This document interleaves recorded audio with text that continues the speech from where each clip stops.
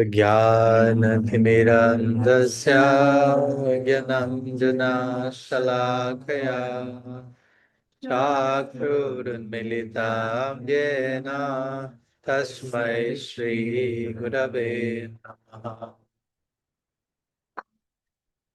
नामश्रेष्ठं मनुमापि सच्चिपुत्रं पात्रस्वरूपं रूपं तस्याग्रजां मुरुपुरीं मातुरीं गोष्ठावतीं राधाकुन्दं गिरिवरं महो राधिकामदावसम् प्राप्तो यस्य प्रतितकृपया श्रीगुरुं तं नतोऽस्मि। वंशकल्पतरुभ्यश्च कृपा सिन्धुभ्यैव च पतितानं पावनेभ्यो वैष्णवेभ्यो नमो नमः। निखिलाश्रुतिमौलिरत्नमालद्युति निराजिता पदपङ्कजन्ता अजिमुक्तकुलैरुपश्यामनं परितस्त्वं हरिणां संश्रयामि।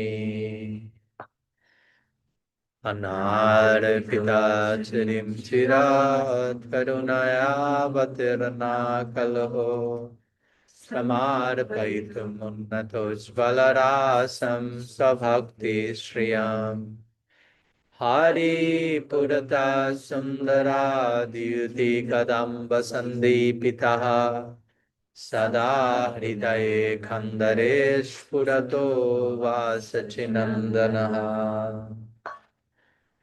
अजानुलम्बिता भुजो कनकावदातो संकीर्तनायकपितरो कमलायताक्षो विश्वम्भरो द्विजावरो युगधर्मपालो वन्दे जगत्प्रियकरो करुणावतारो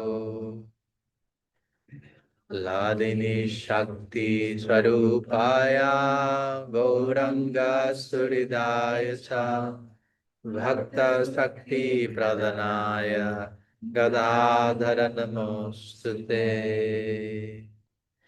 हे कृष्ण करुणा सिंधो दीनबन्धो जगत्पते गोपेशा गोपिका कान्त राधा कान्त नमोस्तुते। राधे वृंदावनाधीशे करुणामृतवाहिनी कृपया निजपादब्ज दास्यान्मह्यं प्रदीयताम्।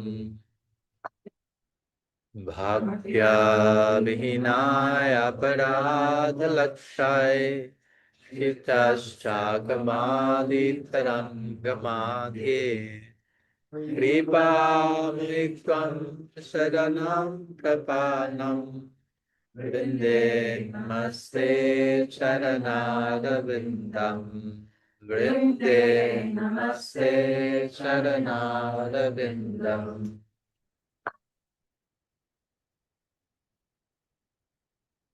श्री सच्चिनंदन गौर हरि की जय, श्री हरिनाम संकीर्तन की जय, श्री नवद्वीप धाम परिक्रम की जय, गौर भक्त वृंद की जय, गौर प्रमाण Hari Hari.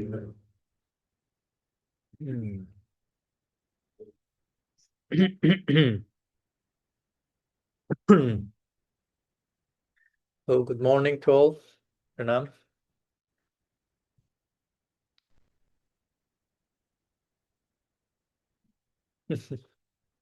Okay, sustainable. Getting less sustainable. So we have been sharing about Gaura-Tattva, Gadadhara-Tattva, Nitai-Tattva, Nam-Tattva, different tattvas. There are many important tattvas. Tattva means truths or departments of reality, categories of existence, all revolving around what we are doing, trying to do here these days in Navadvip, to be pilgrims, revolving around Sriman Mahaprabhu, Gaura-Lila, and we as part of that. So I was thinking that it may be good, again, each one of these tattoo requires its own 3 lifetime retreat, but touch upon that to continue to have glimpses into something that has no end. So it's always a glimpse and it's always a trailer. You never get the full meal, the full picture, because it's ever expanding. So to share a few words in connection to Mahaprabhu about Guru-Tattva, because Mahaprabhu is Krishna appearing as an acharya, Krishna appearing as Guru. So it's another crucial perspective and facet on the jewel that Sri Caitanya Dev is. Gaura is God as Guru.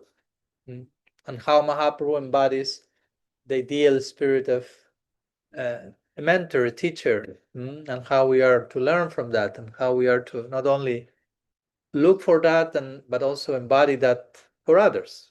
It's not just being students, but also being students in the form of extending what we receive from our teachers to other students. At the end of the day, we're all students, but if you're a good student, you become a teacher, like it or not, officially or unofficially.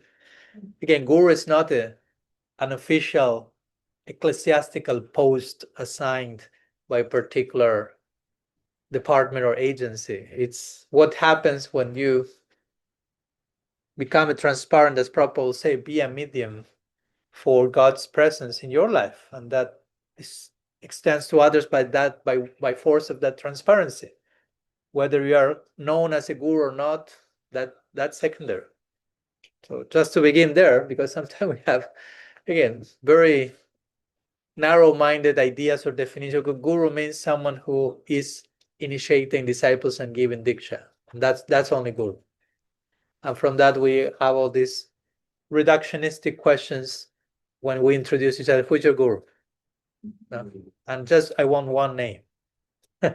So by way of presenting the wrong question, we are forcing a wrong answer, because we are reducing the principle of Guru to one beautiful, glorious function of it called Diksha, but that's not the only thing to say about Guru. Again, Mahaprabhu is our Guru. Krishna is the original Guru. Mahaprabhu is Krishna himself. We cannot discount him from the parampara. Now our parampara, Mahaprabhu is there, if you pay attention to how it appears. So let's focus today on that principle, especially after having visited yesterday Srila Siddhar Maharaj's realm, because he in many ways, and we didn't have time to talk about that yesterday, there was so much to talk about, but in many ways Srila Siddhar Maharaj, at least in my opinion, embodies the prototype of what a guru should be all about, in terms of affection and shelter and harmony and relief and presence and healthy fatherly figure and so many elements, right? So let's continue reflecting on that. And today we were also visiting the places of different associates of Mahaprabhu, who in one sense they are all gurus, whether they initiated or not, by the way they live their lives. We'll visit the places of Kolabich, Sridhar, Chand Kasi, Murari Gupta. So all of them are gurus. Again, they are not known as gurus, having disciples, but the way they live their lives, we will see. And the way Mahaprabhu related to them himself as their guru, it all speaks about what Guru-Tattva is about. Or just the song we just sang from Narhari Sarkar, how he's expressing beautifully, if Gauranga hadn't come, what will be of our life? We will not be able to continue with this life. And expressing and appreciating the gift that they received from Gauranga, from their guru. Again, Mahaprabhu didn't initiate anyone officially giving diksha. We haven't heard. He's the guru of the whole universe, and he didn't give it diksha to anyone. You figured that out, right? So in this song we just sang, again, Narahari Sarkar is expressing deep indebtedness, deep gratitude, deep moving heart for for what he is receiving from Mahaprabhu, whom everyone saw as their guru at that time. As we saw, even the elders like Advaita Acharya, Srivas, or Kulavicha Sridharas, we will go today. They were all elders of Mahaprabhu, but for them he was their guru, their teacher, their everything. Not only guru, but their friend, their love, their object of service and affection, and so on and so forth. So again, Mahaprabhu is Krishna, we will say, in his Acharya Lila. Acharya Lila, which we will say more officially begins when he accepts sannyas, which is outside of Navadvip. But in one sense, it starts from day one. Not like we say that Yoga Pit the other day, when Mahaprabhu was born, without orchestrating that consciously, everyone was chanting the names of Krishna.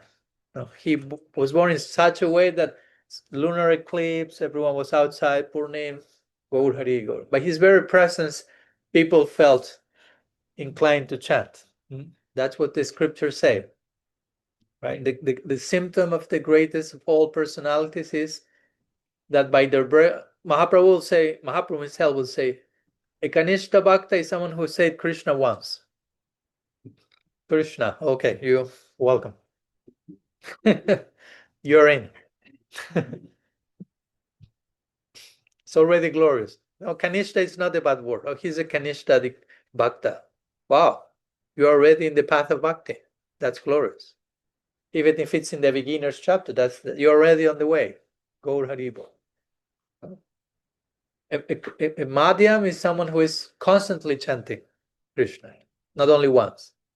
And then he will say, Anutam, the highest personalities, he or she, by whose very presence everyone starts to chant naturally.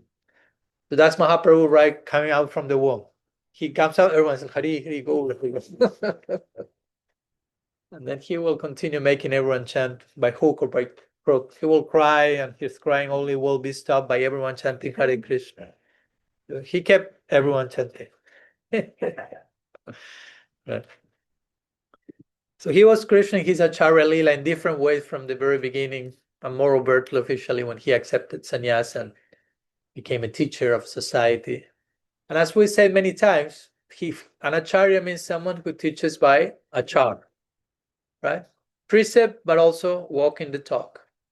By his example, by the essence of what it's being alive in his or her heart. And as we say many times, Mahaprabhu was very unique in his teaching. Many times he would not speak much. Of course, he will speak much when he was in his Pandit Lila, as we say these days. He will speak too much, according to his associates. They will run away from him.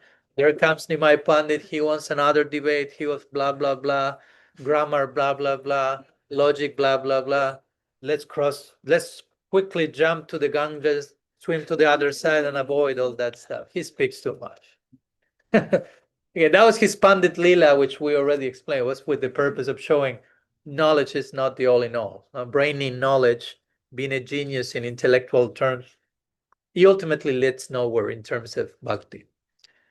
So he plays that Lila to then release that Lila. He embraces that fully to the extreme to show, wow, nobody can reach to this level, and now, Gaur Haribol, goodbye to that. Now comes the real knowledge. So after speaking too much in his non-Acharya Lila, because there he was not so much a Vaishnav, he was more like, again, but he will speak too much and try to convert others by logic, and that was like, we don't like that.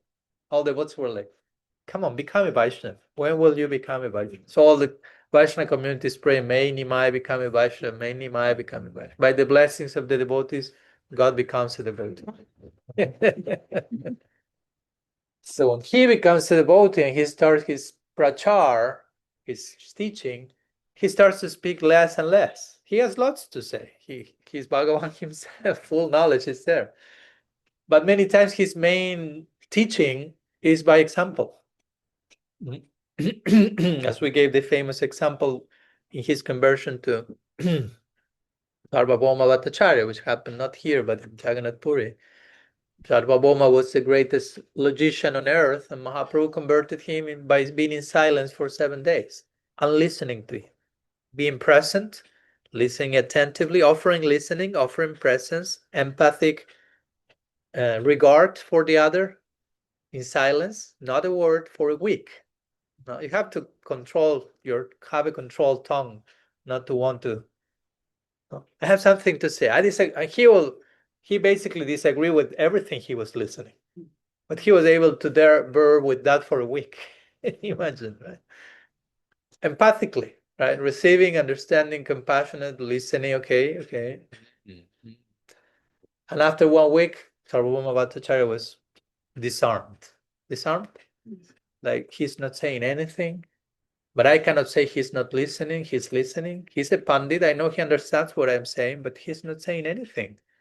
What's going on here? And something is coming from here, from him to me, in silence, that is creating some transformation in me. So all this is happening in silence. And after that week, Sarvabhauma Bhattacharya is converted. Mahaprabhu says a few words. Vedanta, like 2-3 words, checkmate, as we say, and Sarvabhauma then becomes another madman in the legion of Mahaprabhu. That's how Mahaprabhu converted, but mostly in silence. Why? Because his āchar, his example, spoke volumes. He didn't need to say too much. But when he says something, it's 2 words, but coming with that impact from deep realization. So the greatest brains on the planet were captivated by that. So as we say the other day also, right? That's how Mahaprabhu, even though he didn't officially say, we will begin a movement, I'm starting a religion here. But the movement came out of his movement, out of what's moving him deeply inside. That's āchar. That's your inner, what do you say? Yeah, like the terrain you're putting your seeds and there are some things blossoming and blooming and growing, your inner cultivation field. Landscape. So much is being cultivated there and so many fruits and flowers are growing there. Invisibly, they're inside, but that's a real thing. Not only for Mahaprabhu, but hopefully for us. So his movement began from that, an inner cultivation, as we say, him experiencing the heart of Radha Krishna in this unique Lila, exploring his own self from Radha's eyes, having so much depth of experience. And that starts to move him to tears, and to move him not only to tears, but to move him to dance, and to move him to sing and to celebrate. Everything starts to move. And in him, and everyone starts to move because of him. So that's how the Mahaprabhu's movement begins, right? With that movement.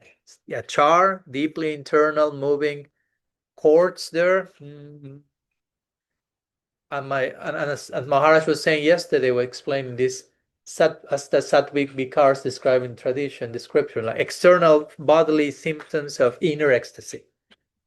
Cry, perspiration, stammering, like change of bodily color, and so on. All that is external, it's physical, but it's speaking about something going on internally. So it all begins internally. The movement begins internally, and then the movement starts to begin externally. And then whomever witnesses that external movement connected to an internal movement, they are start to be moved internally, and then they cannot but start to move externally. That's how this movement began. That's how this movement is meant to continue. That's the only way it can continue if we don't want to become an apasampradaya, basically. Yeah. When we start emphasizing inner movements and the outer movement is not fueled by inner movement, that's no longer a living thing, a living tradition. It becomes a museum piece, a relic of the past, or you name it. A toy from a toy place, a souvenir, whatever. Nostalgic souvenir. Oh, yeah. So that was Mahaprabhu's as a guru, teaching by example. That eventually became Gaudiya Vaishnava movement, beginning with so much movement. And we were moved. I trust that all of you were moved to explore this possibility called Gaudiya Vaishnavism, to the point that you became moved, and you really moved physically to come here.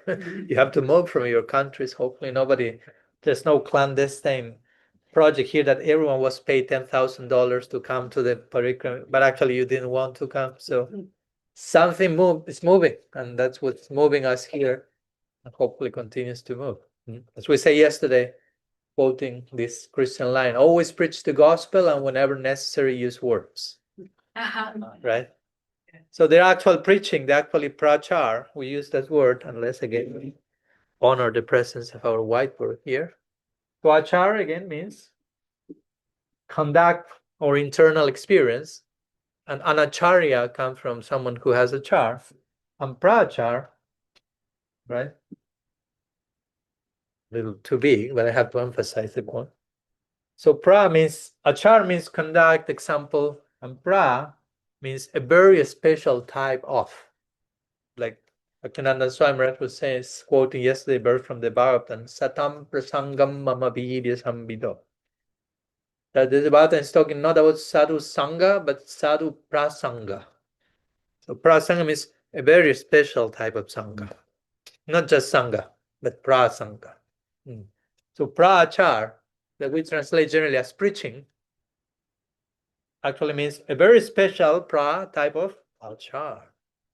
So when you have a good āchar, a good example, and good doesn't mean be a good boy, but something very alive is vibrating in your heart, that becomes prachar. That becomes contagious, invisibly. So that's how Mahaprabhu mostly act as a guru, basically. He instructed people, he shared words, but mostly was his example. And that makes Gaura-Lila very relatable to all of us. Also, I will argue in many ways more than Krishna-Lila in some way. That's why it says so many times Gaura-Lila is the entry door to Krishna-Lila. Not only the entry door, as we already explained, also its culmination, but the entry door, because everyone is a sadhaka there. No? Sadhaka is a practitioner, right? Someone who engages in sadhana is a sadhaka. So even God becomes a sadhaka, to become successful in his mission in Gaura-Lila. So that speaks about the glory of being a sadhaka. We are all sadhakas. Undeservingly, by the gift of costless grace, but we are sadhakas. And Mahaprabhu is Krishna trying to be a good sadhaka. He does pretty well. And by being a good sadhaka, he becomes guru. Again, that's what guru means. Guru means you are such a honest, deep practitioner that translates as guru. You become an example to follow for others, an inspiration, a role model, even if you are not looking for that. Even if you are not appointed by anyone, you are guru. Kiva vipra kivyanyasi sudra kenihai say Krishna-bhakti beta say guru hai. Says Ramananda Roy to Mahaprabhu in their beautiful conversation. Kiva vipra kiva nyasi sudra kenenar. Whether you are a Brahmin, a sannyasi, a sudra, it doesn't matter. Hey Krishna-tattva beta, hey Guru. If you are Krishna-tattva beat, a seer of the truth about Krishna, you are Guru. Tattva beat. Beat means a knower, but knower is not just I memorize some verses and now I'm Guru. No. You're knowing in the most comprehensive way means loving. So if you're a lover of the divine, seriously, whatever you are, that's Guru. That translates as Guru. So Mahaprabhu is Krishna as a sadhaka, and he is such a good sadhaka that Mahaprabhu is Krishna's Guru. Again, even he never initiated anyone. But he gave such an example of a practitioner that naturally that becomes something to follow in the footsteps of. If you pay attention to his life, there is we don't have time to go through Mahaprabhu's life and Lila. All those books are available for you to study. Caitanya Bhagavata, Chaitanya Charitamrita, and so many others. 7 main biographies of Mahaprabhu. But there is a sequence. No, Mahaprabhu is born. There is a restless child. In Indian imagination, so to say, the biographies of great personalities, generally their childhood is depicted as restless. Like implying the person has lots of creative power, and that's expressed in childhood restlessness. So it's like a potential genius, but now it's a mess. But that will translate eventually in something very unique. So Mahaprabhu is not exception to that. Then again, he becomes a genius in his own way, exploring knowledge and playing with knowledge as he wants. Eventually, he becomes a Vaishnava. He shares the message with others, adopts sannyas. He becomes even more officially a teacher. And eventually, he enters Gambhīrā and becomes starts to cultivate his inner life deeper and deeper and deeper. At one point, he releases all his position, his fame, his commitments as a public figure, and becomes basically a recluse. Now, it doesn't mean that everyone has to do it in that way, but there is some clear, interesting sequence following the cycles of life as well, right? Sometimes you are a public person, you have some social duties, whether you are married or not. He was married, he eventually became a sannyas. In both cases, he has social duties. But with the cycles of life, at one point, we are invited to release all that and enter into more internal chapter when the cycle is, how to say, winding down. So there is some template there for us to appreciate, not to imitate. Who can imitate Mahaprabhu? But there are some hints in how, as a guru, still is Krishna's guru, still is Krishna teaching what to do. That day I read a very interesting quote about the author of, I don't know how you say this book in English, The Little Prince. Yes. That's the name in English? Yes, yeah. Saint-Exupéry, something. I don't know how to pronounce French. Thank you. You have the bona fide pronunciation. Yeah. So despite famous things that he will say, like the essential things are invisible to the eyes or things like that, there's one nice quote that he mentioned once in relation to Mahaprabhu being a guru. He will say, if you want to build a ship,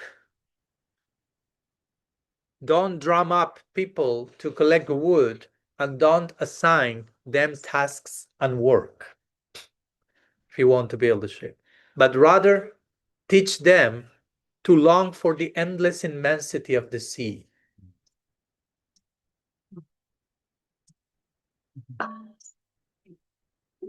I'll read it again.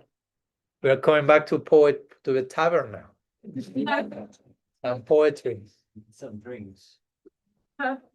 Morning tavern. There, the night one, the morning one. If you want to build a ship, no, and follow the analogy of the ship. In our tradition, there is the ocean of material existence and the ship crossing the ocean, going to the other side. If you want to build a ship, don't drum up people to collect wood and don't assign them tasks and work, but rather teach them to long for the endless immensity of the sea. Positively, in a positive, fascinating way. Everyone will want to be part of that journey. You don't even need to tell them, do that, don't do that. It's like, oh, what to do? Wow. That will be a fascinating. So that was Mahaprabhu's way of being a guru. He embodied that fascinating goal. So everyone was just charmed by that. Even when we will see now with Kolavich at Sridhar, Mahaprabhu will steal from him products. He will sell banana leaves, and Mahaprabhu will take from him and say, I'll pay you half of the price today because I want to. And Kolavich Sridhar was like, come on. And there was some argument, but at the end, Mahaprabhu always won. But it wasn't like, oh, he was abusing Kolavich Sridhar, stealing from him. But that was not the point. It was he was so irresistibly attractive that it's like, okay. It's irresistibly. That was Krishna means that irresistibly. The all attractive means irresistibly attractive. As Bhaktinandan Swami quoted yesterday also from Srila Maharaj, Bhajaniya Guna Vishishta. His qualities are such that everyone feels drawn to adore him. That's the most coherent definition of the Godhead. He, she, them are so charming that you cannot but be dragged by force by fascination, by the force of fascination to give yourself. So that's what Mahaprabhu embodied. So whomever witnessed that, they had a glimpse of the immensity of the sea. Anandam Buddhi Bardhanam, he says in the Sikshastra. He speaks about the sea, the ocean of Ananda. ever increasing. Mahaprabhu embodied that. So whomever saw him saw this endless prospect, the brightest potential. Again, Guru, Srila Maharaj will say, is your brightest potential appearing in front of you. That's the same thing that Saint Exupéry is, sorry for the bad pronunciation, is saying here. No? The Guru is embodying the endless immensity of the sea by example, by āchar. No? And everyone feels like magnetized in that direction. Some things may be said in the context of that. Some do's and don'ts even may be required at some stage of the journey, but that will be a very small percentage of the actual teaching. The actual teaching is all said in between the words, in between the lecture, the discourse, how the person lives their life, conducts. That's even the smallest thing. Sometimes we'll hear from many devotees about Prabhupada's life and how he will drink a glass of water, or how he like do anything. Like, oh, that was so inspiring to watch that person eating kachoris in the morning. That was so inspiring. It doesn't matter what you do, it's from where that's coming, and you can do anything and everything. That becomes like āchar, right?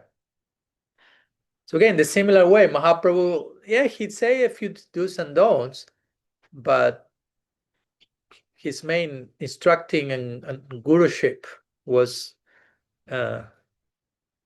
revealed through his uncontainable thirst for the divine. I mean, he was the divine, playing in thirst for the divine. So it was a longing so irresistible that became contagious, epidemic. Again, that's how the movement began. That's how the movement is supposed to continue. That's parampara. It's a living wire. Sometimes becomes interrupted. Our Bhagavad Krishna, the Gita says that. But that's how it's supposed to happen, right? So again, Mahaprabhu's songs, Mahaprabhu's tears, Mahaprabhu's dancing, Mahaprabhu's relationship with his devotees, it all, by witnessing that, everyone else felt compelled to, following the analogy, build the ship. No, they didn't need to be paid for that, to be, how to say in English? That word is not coming. Right. No, yeah, there was another word, but yeah, something like that. Canvas.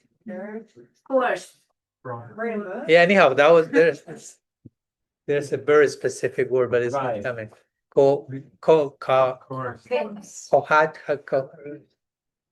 Anyhow, that's the point. You get the point. So no pressure, no trying to convert by force, like try to make you do something that the other is not convinced, and not even you are convinced. Mahaprabhu didn't need to convince anyone. You saw him and you realized, I mean, that's what it is. I mean, I don't need to be convinced that he's all about what I'm saying, right? So that's how Mahaprabhu overflowed and converted everyone. Now we are a byproduct of that. Don't forget that. Maybe we didn't have the chance to see Mahaprabhu have eye to eye yet. It's coming. But somehow all that he created, that volcanic eruption of divine love, as Srila Maharaj will say, the lava continues to pour, continues to sprinkle, again, in the form of the living current, parampara. We are still being touched by that same original lava, right? That's why we are here. If not, it wouldn't make any sense. How can I possibly be here today talking about these super high topics? We have been sharing God in an existential crisis, trying to relish the heart of Ra. I mean, even in your wildest imagination, you cannot think about such a thing. Because imagination means I can only think about the things I've experienced so far. And I let my mind loose to go wherever it was, but still it's in the perimeter of my personal experience. So that's why we need revelation, to receive some input that goes beyond our wildest imagination and invites us to start to conceive and imagine in a healthy way. Wow, such a prospect is there. And another way in which Mahaprabhu, and there's so much more that I like to say today, but let's see where we end. Again, Guru-Tattva is a lot, a big ocean. But Mahaprabhu, he embodied the Guru figure, the perfect Guru, not only by showing the classical qualities of a guru, because there are, how to say, expected ingredients in a guru figure, and these are described in the scripture. Krishna says in the Gita, Tat vidhi pranipatinat pariprashnena sevaya upadekshanti te jnanam jnaninas tattvadarshinaha. Jnaninas tattvadarshinaha. A guru has to be a jnani, means have to have knowledge of the scripture, have to be tattvadarshina, means have to be a seer of the truth. So not only theoretical knowledge, which is expected, but also realization of the knowledge, which means you are a seer of the truth. Or Bhagavatam will say, Brahmani upasamashrayam. What's the other line? Sabdi parichanishnatam Brahmani upasamashrayam. There are three main verses describing the qualities of the guru, and the three say basically the same. And interestingly, the three begin saying the qualities of the disciple, right? To make the point, it's not just where is the guru, who is the guru, well, where are you as a disciple? Because we are not willing to embrace the discipline of a disciple. And discipline doesn't mean, again, some military, unhealthy, toxic sense of discipline, but there is a discipline, as we were talking these days, even yesterday, the discipline of gratitude. That's discipline. If the mind is undisciplined, then you need to bring discipline. And it's beautiful and it's positive, but it's still a conscious daily effort to take your awareness in a certain direction. That takes discipline. So the duties of the disciple are there, but duties of the guru come after, interestingly. And these are the main ones. The Bhagavatam says, Shabde Pari Chanishnatam. The guru has to be drenched into Shabda, which means has to be so familiar with knowledge of scripture, drenched into the Shabda, into the revealed sound. Another way of saying, expert in scriptural knowledge, to answer questions, remove doubts, etc. Pari Chanishnatam Brahmani, and also have practical experience of Pari, Sabde Pari. Pari means of the Supreme, have personal experience of the Supreme, not only knowledge, again, āchar. And then he says, Brahmani upasamashrayam. The guru also has to have upasamashrayam, have to have taken shelter in tranquility. That's an interesting way to put it. Upasama means tranquility. Ashraya means shelter. The guru has taken shelter in tranquility, which is a way of saying guru has controlled mind and senses. Also, I will add to that, guru has balanced humanity. Because of course, if you get triggered by unresolved stuff, how much you can say that's control mind and senses? Because sometimes we think control mind and senses means certain thing. It's sense control. But if sometimes we have unresolved wounds that get triggered, some unrecognized shadow that needs to be embraced as a teacher, then if we do not do that, I wouldn't say we have taken full shelter into tranquility. So that invites for a more nuanced understanding of what's guru about. Not only spiritually advanced, but in a holistic way, humanly integrated as well, to some degree at least. Fully human, fully divine. That's what we want to be. Right? So Mahaprabhu embodied all that. And one way in which he embodied all that, and maybe we will conclude here, is in connection to how he related to his companions, to his associates, to his disciples, we will say again. They were not initiated, but they saw him as a guru.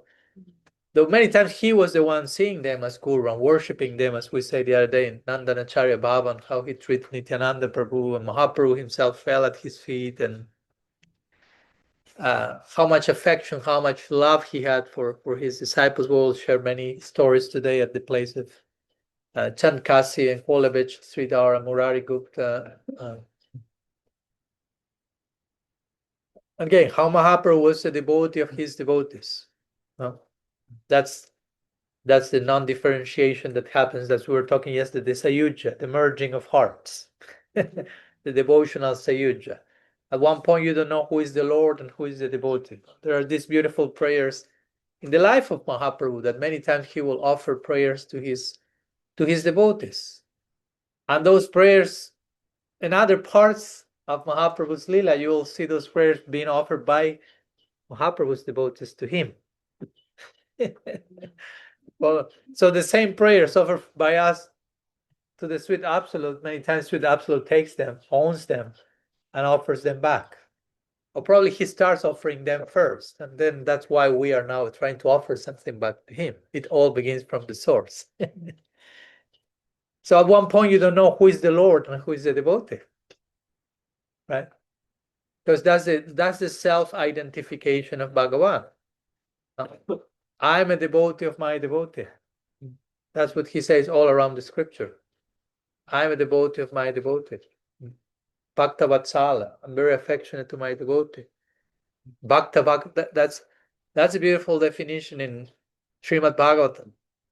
Who is Bhagavan? Sukadeva Goswami says, Bhagavan Bhakta Bhaktimam. Sometimes we have this idea of Bhagavan, which is accurate on some level. Bhagavan is the all opulent one. He has full renunciation, full knowledge, full beauty, full fame, full this, full everything. So he's the fullest of the fullest, the God, greatest of the greatest God, Bhagavan. Yes, but a more powerful, intimate definition given in the Bhagavatam, and that's the Bhagavatam own take on Bhagavan, is Bhagavan Bhakta Bhaktimam. Bhagavan is the Bhakta of his Bhaktas. The other definition of Bhagavan, when you play out the implications of it, culminates in Bhagavan Bhakta Bhaktimam. God becomes a Bhakta of his Bhaktas. Krishna says to Uddhava in the Bhagavatam, Anubrajamyaham nityam pujayeti angrirenubihi. Anubrajamyaham nityam, I perpetually follow in the footsteps of my devotees. I walk behind that. I'm following, I'm worshipping their footsteps. Pujayeti, puja. I worship. Pujayeti angrirenubihi. I worship the footsteps of my devotees, and I hope, the commentators say, I hope to be bathed by the dust that is in their feet. I long, Krishna is saying, to bathe myself in the foot dust of my devotees, so I can become purified and somehow be forgiven for the offense of not reciprocating accordingly to how much love they have for me. That's what means Bhagavan Bhakta Bhaktimam. Krishna is the devotee of his devotees. That's Krishna leading the way as Guru. A Guru teach by example. So one of the examples is to show how to treat each other, how to love each other, how to have proper sadhu sangha. So that's the God we worship, right? That's why we call it Krishna sometimes. Irresistibly attractive. You cannot resist. How can someone be so grateful, so humble, so loving? God himself publicly confessing around the Bhagavatam, I perpetually walk behind the footsteps of my devotees. I pray to be bathed by their foot dust.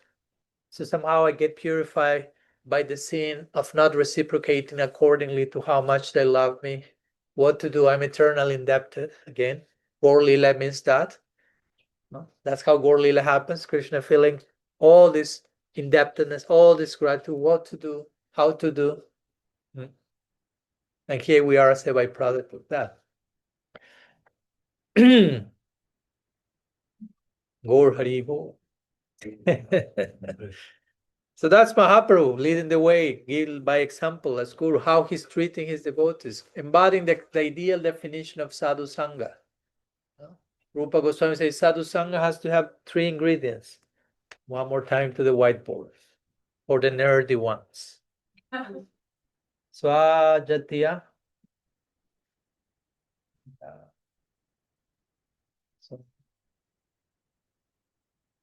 Swajatiya. Snigdha. Snigdhasyans. Swatavar. We always talked about sadhu sangha here, sadhu sangha there, sadhu sangha ki jai, and yes, ki jai. But what makes the ki jai meaningful is if these 3 ingredients are there. If not, we probably shouldn't be saying ki jai. So Rupa Goswami says sadhu sangha, yes, sadhu sangha ki jai, but for sadhu sangha to be sadhu sangha, these 3 ingredients have to be there. It's like if I say, okay, let's have, I don't know, let's eat I don't know, mishti dai. But there are no milk products in the mishti dai. That's not mishti dai. It's mishti dahi. Dahi means yogurt. It has to be there. No, there's no. Then you have to call it some other name. It's something else, right? Let's have khichdi, but without rice, without any grain, no grains, ungrained khichdi. Another name we have to find. Okay, let's have sadhusanga, but without swajatiya, snigdasya, swatabhara. Sorry, that's not sadhusanga. Probably that's a satsanga. So which are these three? Swajatiya means sadhusanga happens with like-minded people. Swajata, of your own group, of your own type, of your own kind. Like-minded, like-hearted. This has different ways of explaining. It can be people you resonate in the mood. In a higher level, it could be, okay, you have an affinity for this particular rasa. You will hang around with people that will nourish that affinity. Different ways of understanding that. But somehow or other, we have to start with the foundation of like-mindedness. We feel we are talking the same language. We want to practice and live our life in this particular way, inspiring and in this particular mood. Each one in their own unique individual way, but there is some consensus in terms of how to do it. And we feel we are speaking the same language, we are on the same page, we are one family, we are tribe, village, Swajatiya. That has to be there. If not, you feel in a foreign land speaking to a stranger. And that you cannot call that sadhusanga. That would be an insult to sadhusanga. And you cannot force yourself to be in sadhusanga when you are feeling there's no belonging here, right?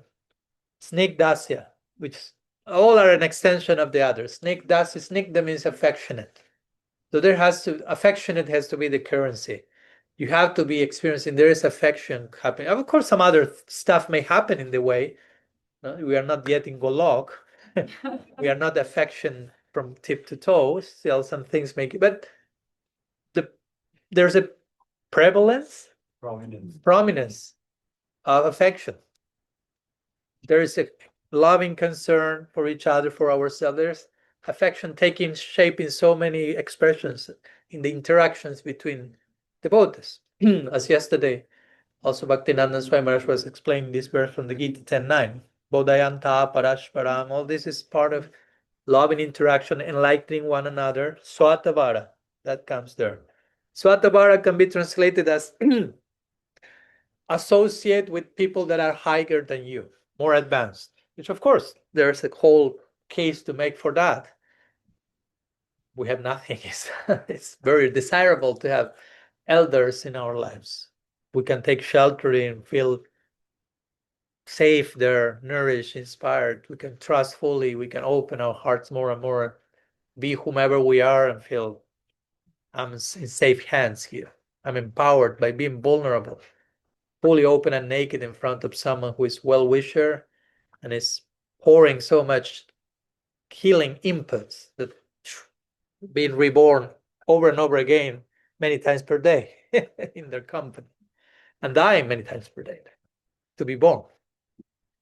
But also you could say Swatabhara means we may connect with peers, brothers and sisters who may be on a similar level, but there's so much Swajati and Snigdasya, so much like-mindedness and affection, that though we are not so much with two higher elders, we are all more peers, something higher descends through each one of us when we get together by the force of our like-mindedness and affection.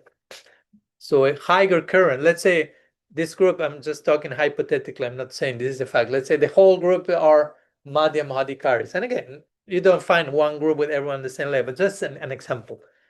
There's a whole group of Madhyam Bhaktas, but they're all very sincere, like-minded, affectionate. So an Uttam current will descend through those Madhyam Bhaktas, though there's no Uttam Bhagavat in the group. But the spirit of that Uttam, the highest level of devotion, will manifest in the association of Madhyam. You get my point? Okay, so that's sadhusanga, what I just said. These three qualities, like-mindedness, affection, and a higher descent happening because of all this. And it has to be experiential. Again, I cannot try to convince you something higher is happening now through all of us. We're like, I want to run away from here, but this guy is telling me this all should happen in a very natural way.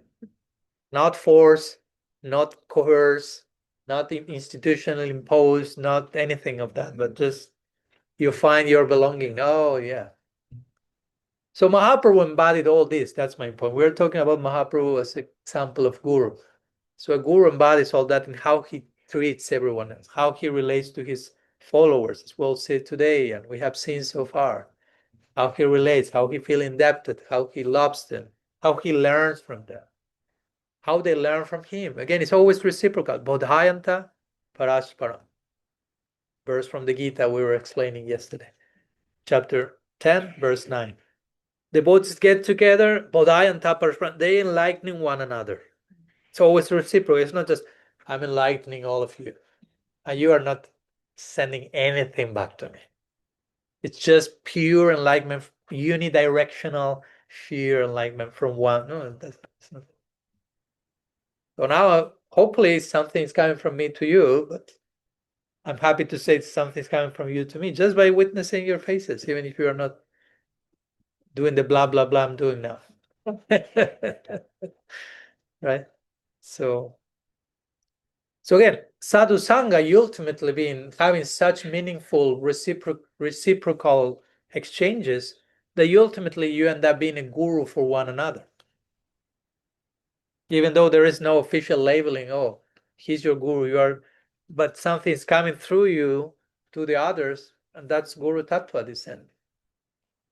A higher current coming. So our sadhu sangha ideally has to be developed, growing in such a way that we end up representing Guru to each other at every moment. The principle of revelation, the āchar, the type of living experience that becomes inspiring and contagious. That's how Mahaprabhu lived. That's how he expanded that to everyone, and that's how they themselves expanded that to everyone between themselves. That's why you see them and you say, wow, this is it. You see Mahaprabhu and his associates, this is too much. I remember when the first time I hear this verse from Chaitanya Charitamrita, Mahaprabhu is coming to Puri with his band of brothers and sisters, everyone madmen, madwomen, increasing divine love. Too much of all this. No, too much like-mindedness, no, affectionate, descending current. They were all overwhelmed, and the king of Puri is looking from the rooftop, like where we are here. Imagine, no, Mahaprabhu and his band are coming from the distance. And the king of Puri is Prataparudra Maharaj. Jagannath Puri, for those who have not been there, is a very multi-religious city. No, here is more centered on Gaudiya Vaishnavism. In Jagannath Puri, there are many currents. So the king was familiar with variety of spiritual expressions, religious experience. But he's seeing from the distance something going on. And that's like, what's that? A huge cloud of dust coming and people rolling and crying and singing and embracing each other and clinging onto each other's neck. And so he takes some like binocular and he's looking at the distance and he's like, I've seen a lot of variety of religious expressions, but I never seen something like that. So he's asking one of his associates, what's that? Who are them? Who are they? What's that? The reply is, Chaitanya Shristi Prem Sankirtan. That's Chaitanya Shristi, means that's the creation of Sri Chaitanya. And it's called Prem Sankirtan.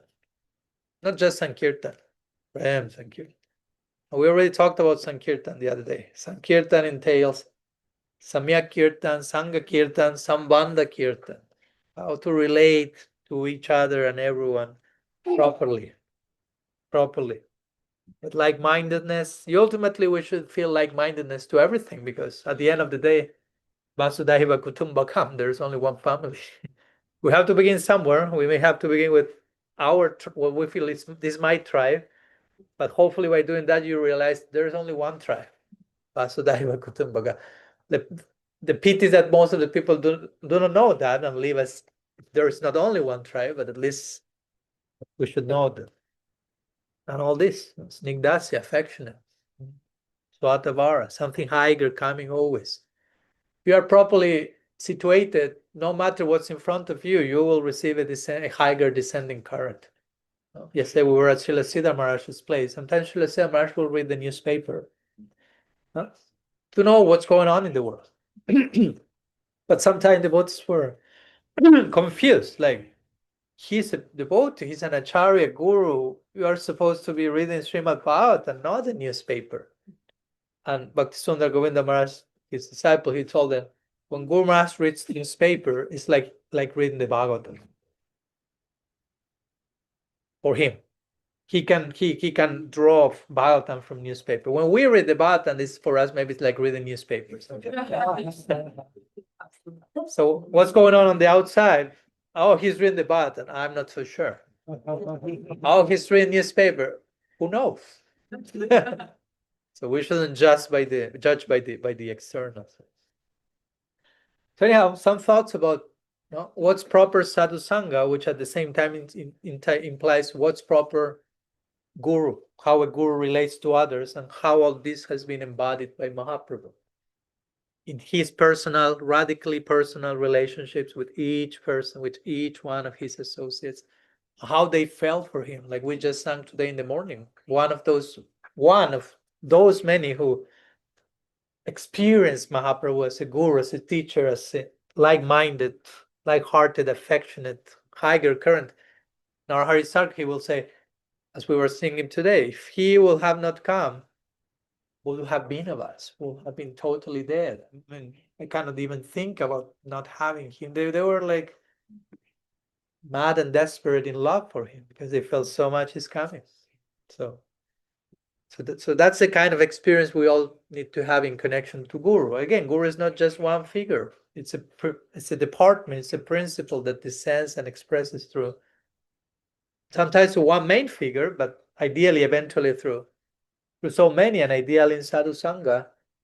That's invitation, that's the commitment, the responsibility, ultimately call. Let's be guru for one another.